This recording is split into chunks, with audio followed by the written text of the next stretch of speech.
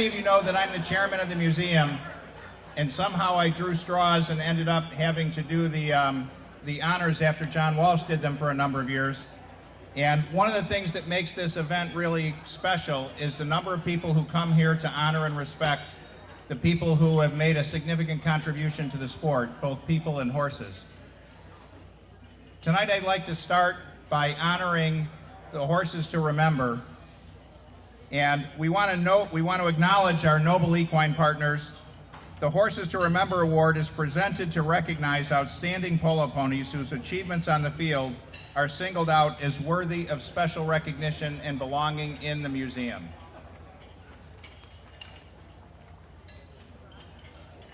In 2016, the first horse we are going to honor is Toy Moon. The remarkable polo mare Toy Moon will be honored as one of the horses to remember. Bred in Hawaii in 1931 by noted breeder Walter Dillingham, she made her way to the mainland and into the stellar string of ponies played by Hall of Famer Elbridge Abbey Gary. Toy Moon performed with distinction, winning the coveted Prince Friarstown Cup 2 years in succession, 1940 and 1941. This award was the top honor for polo ponies in that era and was bestowed annually upon the best playing mare suitable to produce polo ponies. The judges basing their decisions based on play in both the U.S. Open and Monty Waterbury Cups. For this and her long career of excellent and exceptional performances, in which she was described as playing top-flight polo, she was recognized by the experts of the day as one of the great polo ponies of the era. Elbridge Gary Jr. joined us tonight to accept the award for his father's legendary mare, Toy Moon.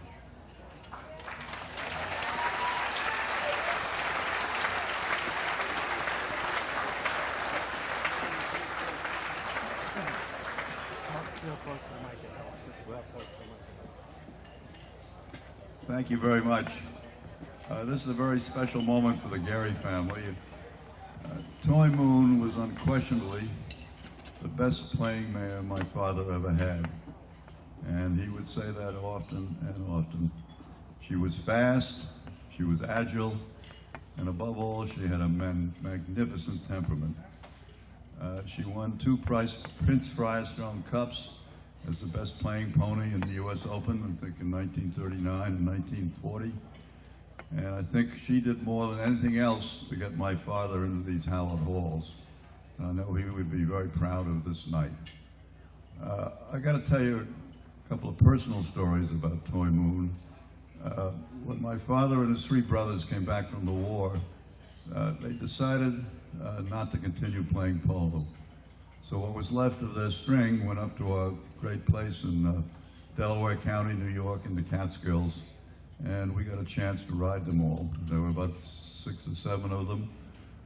I rode Toy Moon. My cousin Nancy, Robert Gary's daughter, who's here tonight. Nancy is. Her brother Bobby, and G.H. Pete Bostwick Jr., who is here tonight, also rode her. His father was elected to this hallowed institution in the 1990s. And I can tell you, we had the best time with her. Racing her, jumping her, doing everything. She could do everything. And so Toy Moon is buried with a lot of the other string up in Delaware County now. And she's just been a wonderful part of the family. And we really thank you sincerely for this fantastic award. Thank you.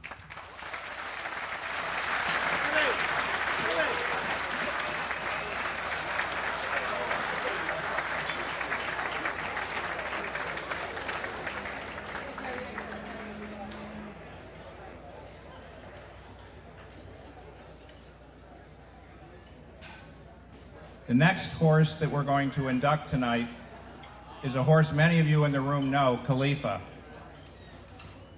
Khalifa was bred in Argentina and foaled in 1996 as part of the famed Perez's breeding program. The famous gelding Khalifa is owned by White Birch Farms and has served as a durable war horse for the hard-riding 10-goaler Mariano Aguirre in many memorable contests. Gathering numerous honors along the way, Khalifa ultimately earned the Hartman Award for Best Playing Pony for his gritty and intense play for 2 chukkers under Mariano in the 2004 U.S. Open. Aguirre called on Khalifa again for the 2005 high goal season, and the powerhouse of a pony proved himself yet again as they fought together through numerous crucial games, helping the team sweep all three 26-goal tournament victories. A horse of incredible strength, agility, and stamina, he has also been recognized as the 2006 Horse of the Year, was a member of the 2006 Alpha US Open Best String, the 2003 Best Playing Pony of the Butler Handicap, and the 2004 Best Playing Pony of the Mercedes-Benz Cup. Khalifa's Dam Luna was a famous polo mare, so he is of impeccable and selective breeding. That, along with him being proven as a polo superstar, made it clear that the cloning of Khalifa would be a way to try to perpetuate his legacy that, being a gelding, he otherwise would not have been able to fulfill. His first clone arrived on April 22, 2010, and is now playing successfully in Argentina. Mariano Aguirre is here tonight to accept the award for Khalifa. Mariano.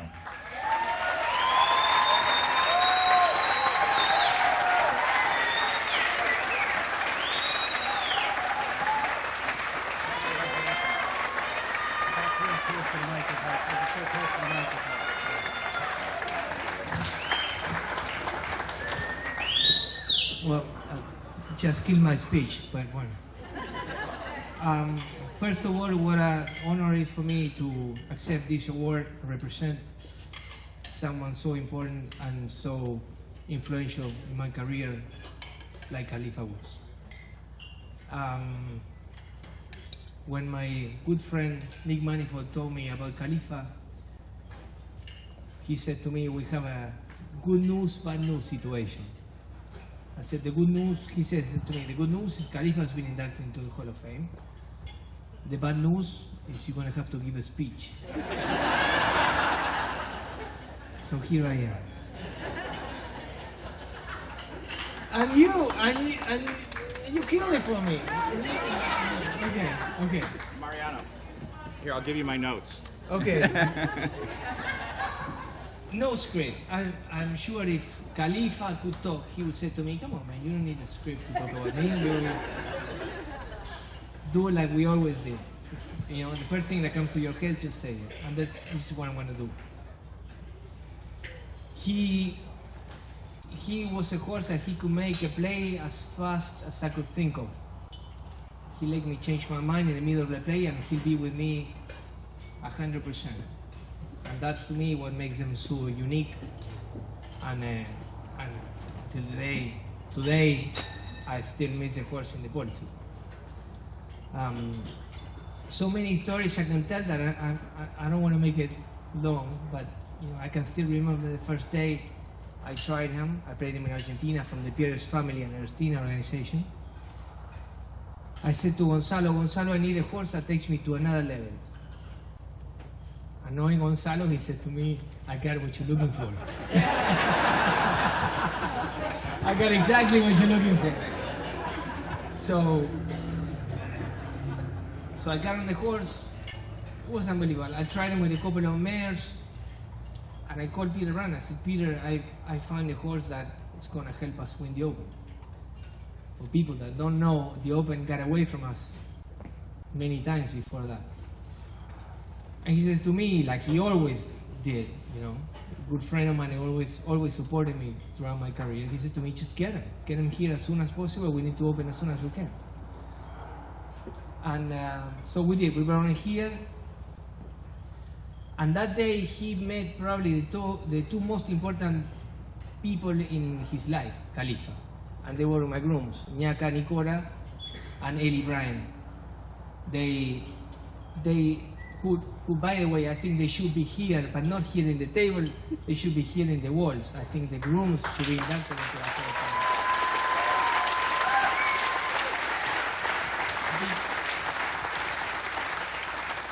Because I think they put so much of their lives into the game, more than most of us. So I think, you know, this is the only museum, Hall of Fame of Polo. Maybe we should open an alley for the grooms. Just an idea. I'm not here to make politics, but just an idea. If not, I start talking about Peter Brandt, but I don't want to do that. Okay. So, like I said, he met two people in his life that made him feel unique, and I think he felt that because he never let us down since he was 4 years old until he was 16, the day we retired. The horse, to name more prizes, he won the 2004 US Open Best Playing Pony, 2005 Horse of the Year, 2007 C.B. Whitney Best Playing Pony, 2008 USPA Gold Cup Best Playing Pony, 2009 American Polo Horse Association Horse of the Year.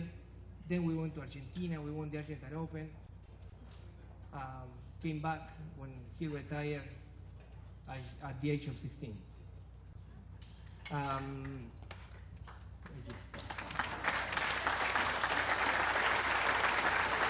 But even though that I think those prizes were unbelievably important, I think what he's getting tonight, he'll be reaching, to me, and it might be a heavy word, but to me he'll be reaching immortality.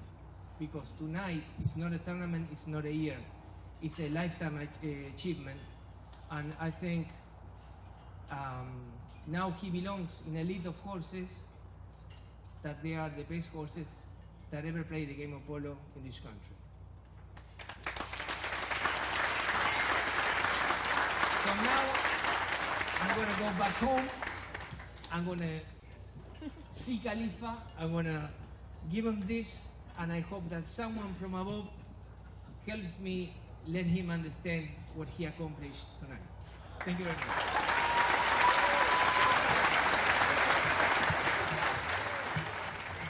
Next, we are going to award the Iglehart Award. The Hall of Fame's Philip Iglehart Award began in 2001 and is given to acknowledge exceptional lifetime contributions to the sport of polo. The posthumous inductee for 2016 is Russ Sheldon, Jr.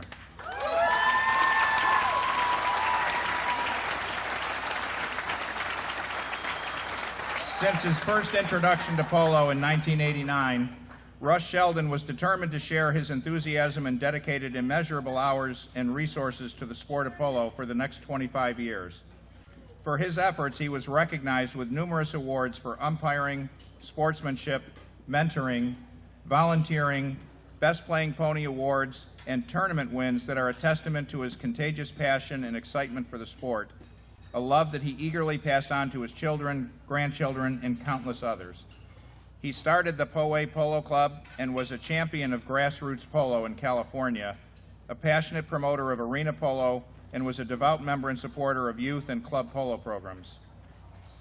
His long-term initiatives and contributions to the USPA as governor-at-large, is chairman of the Intercollegiate Interscholastic Program, and as a member of many other committees will continue to benefit the sport for decades to come.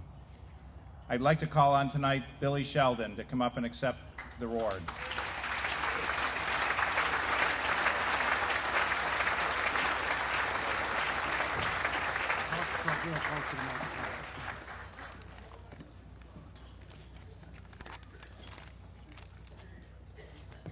What started out as a young boy getting his first horse to deliver newspapers back in Port Huron, Michigan, turned into a lifelong journey with horses that is culminating tonight with this prestigious award.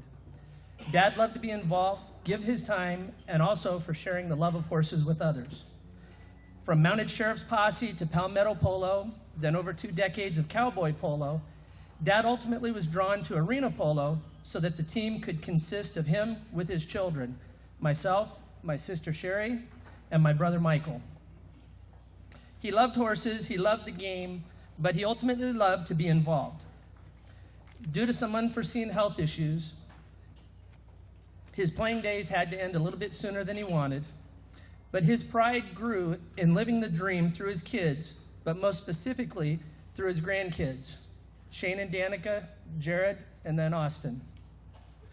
Watching them succeed in the sport with pride, he wasn't the type to just sit back and watch. Dad was a doer. He loved to rib Danny Shiraga about all the unwritten rules in interscholastic polo. So he jumped in with both feet and embarked on years of volunteerism with the USPA, serving on countless committees, giving thousands of hours of his time to help make a difference. While we are all shocked with his unexpected passing in May of last year, we can feel good about the long-lasting impression he's left on this sport. This prestigious honor being bestowed upon him is further proof of the impact he not only left on the thousands of lives he touched through Poway Polo Club, but the broad reach of his efforts for the good of the sport of polo across the country and for all of us. A special thanks goes out to all of you who personally welcomed him into your lives. It started with Vicky Owens, who let a bunch of rednecks from Poway come give polo a try. Then it was Tom Goodspeed, who was the first polo confidant who tried to set him straight. Didn't work out very well. Danny Shiraga, Lynn Thompson, and Interscholastics were first friends of his that have lasted all through his career with polo. But through the years, Dad considered a lot of you in this room as his close friends. People like David Cummings, Bobby Putz, Peter Rizzo, Tom Biddle, Pat Nesbitt, Denny Geiler, Scott Walker, Madison Richardson. Through the years, all of you have been very inspirational to my father, and he considered you friends, along with everybody within the interscholastic programs, the Justin Powers, Duncan Heiler, Amy, Kim Syme, the list goes on and on and on. Rich or not so rich, it didn't matter to him. It was all about the good for polo that drove him to volunteer his time for the good of the game, but it was the friendships that he developed that kept him motivated to stay engaged and involved. And it's also a special honor to be inducted today alongside a member of the Galindo family. It's extra special because they're true friends of ours, but they also embody that family spirit passed on to polo that was important to our father and is now being passed on to a fourth generation of Sheldon polo player. Lastly, I truly believe Dad's legacy and impact to the sport is not just memorialized by his induction to the Hall of Fame. I believe he's touched many of us in this room and across the country, and each of us carry a piece of him within us that we must use to further the cause of polo for others, not just for ourselves. Because Russ Sheldon has proven that if we take the time to give of ourselves to this fine sport, we will leave it in a far better place than when we found it for the benefit of generations to come. On behalf of the entire Sheldon family, we sincerely thank you for honoring our father, Russ Sheldon.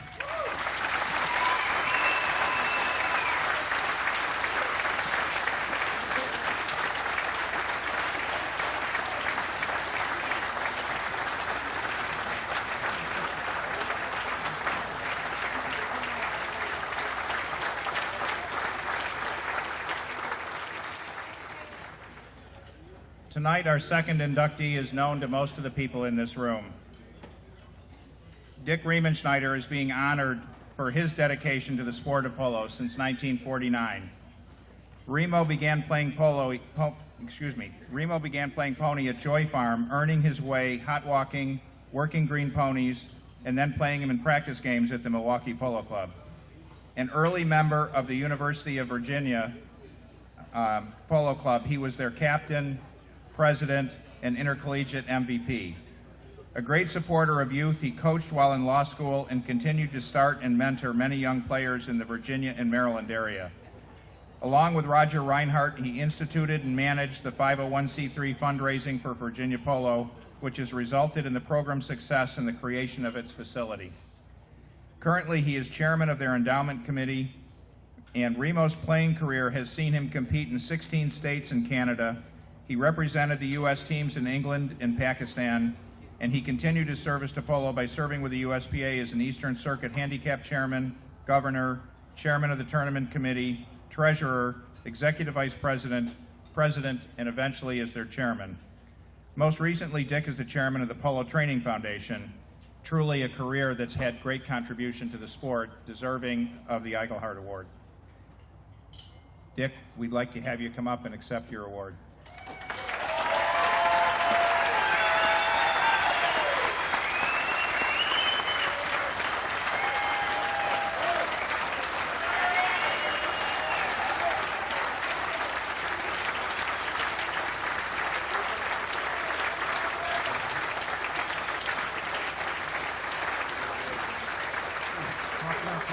microphone, right? Pretty close to the microphone. Thank you, everybody. It's great to see you here. And thank you to this great museum and the wonderful job they've done and all the sponsors tonight. If I were here to say all the people who sponsored me, supported me, taught me about polo and horses and horsemanship, we'd be here for 3 days. Anyway, I wish Russ Sheldon were here.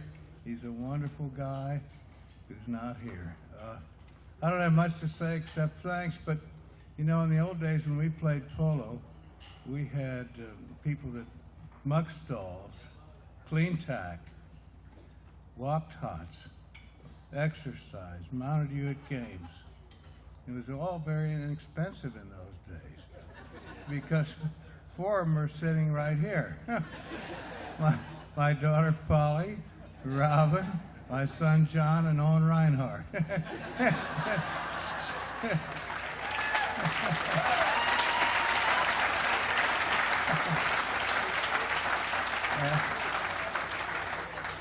I'd like to thank them and everybody I know here for a great time, for a great sport, and I hope everybody in this room would go back to their club and take advantage of the young players we have in our II program and take them under your wing, and let's bring them on, and we'll have much more successful polo than we do today with young American players. Thank you.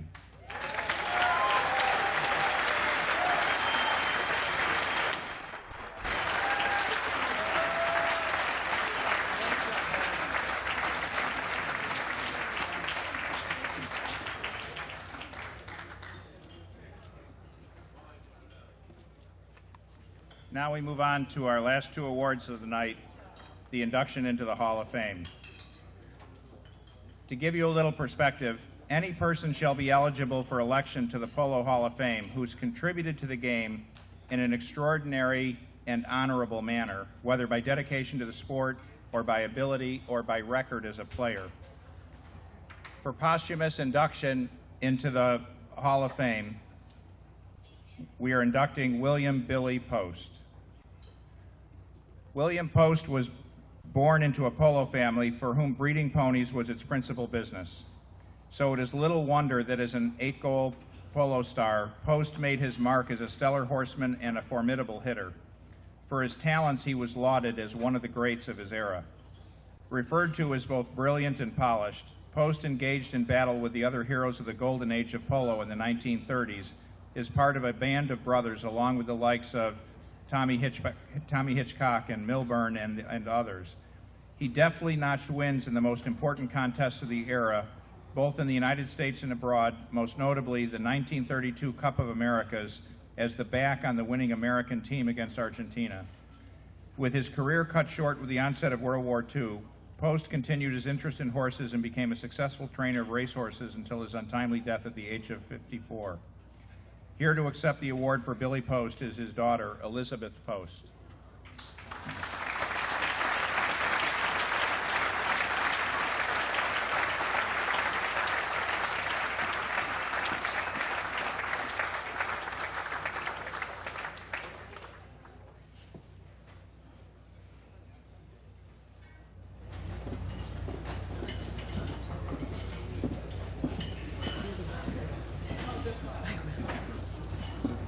Close to the mic, it helps, okay?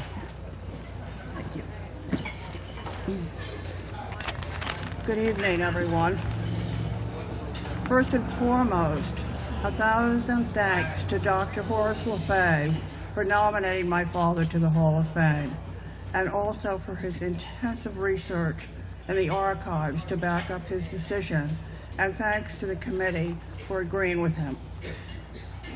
Also thanks to Brenda Lynn and George DuPont for helping me sort through my father's photographs and for this festive evening. I'm a little disoriented, having been immersed in the 1930s ever since Dr. LeFay called me the end of October, going through all the old albums my mother kept, 2 of which I have left to the museum. If any of you are interested in reliving the past, for instance, I read that 40,000 people came to the international matches at Meadowbrook on a Sunday. I'm only sorry that my mother and Daddy's sister Frances Santa Marina and, of course, her husband Dickie are no longer with us to share this great honor with me and my brothers. We are all so proud, as my father would also be.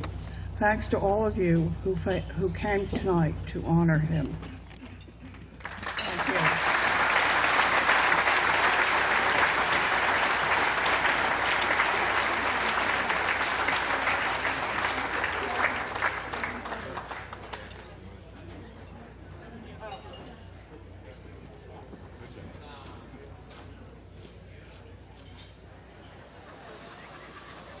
Our last inductee tonight is someone known to almost everyone in this room. Hector Galindo.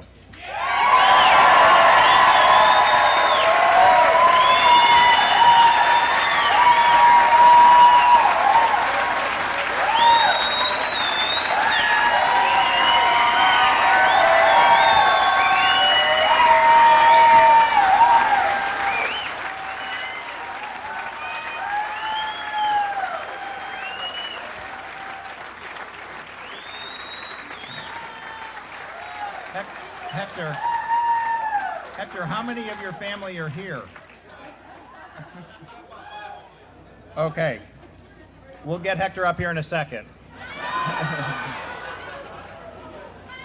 Maintaining his status as a top player for over 25 years, Hector Galindo started playing at the age of 12 in Midland, Texas, and climbed quickly to his pinnacle as a 9-goal player.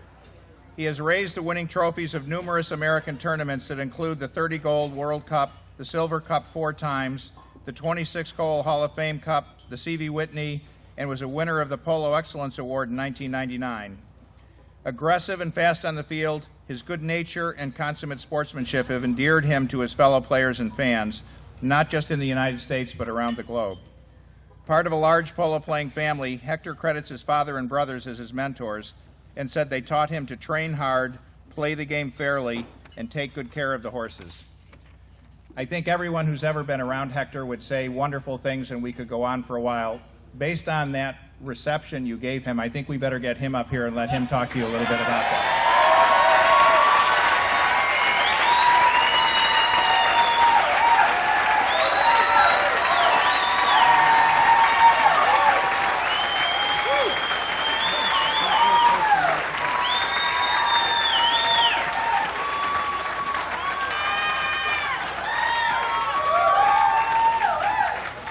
I don't know who let all these Texans in here, but they filled up the room.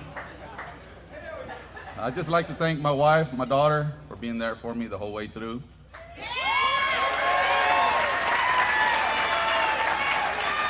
My brother and sister that are here and not here as well, couldn't make it. They're still with me. Basically, all my friends that are here and supporting me throughout my career. And the teams I played for that made me what I am, the horses, grooms, and everybody else. But the biggest part of polo is everybody in here.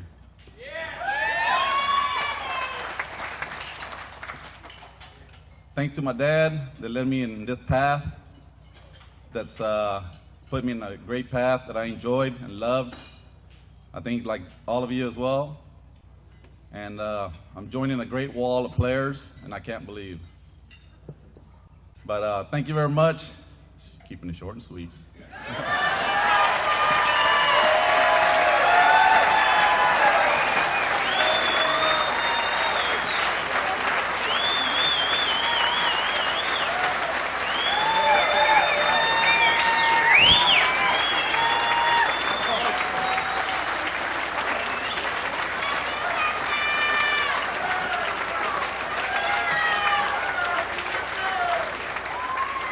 First, there's a group that does work on this event that doesn't come up in conversation very often, but in order to get to all of the nominees that we have and the people that we have inducted, There's a group that does the selection work, does the research, evaluates all of the different people that we have options to bring into the museum.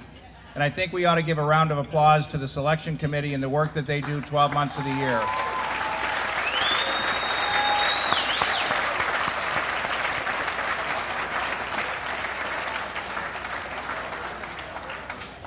The last point I want to make, I want to thank all of our fantastic dinner sponsors, John Walsh and the International Polo Club for the dinner and preparing everything for us tonight, the grand reception sponsors, Mark and Melissa, Grand Champions Polo Club and Chucker TV, and the entertainment sponsors, Pamela and Wayne Garrison, and for all the wine and spirits we've had this evening from Margaret Lippman Orthwine, Lippman Brothers, Brown Foreman, Bacardi USA, Tito's, Fetzer and Jekyll Vineyards, and Corbel.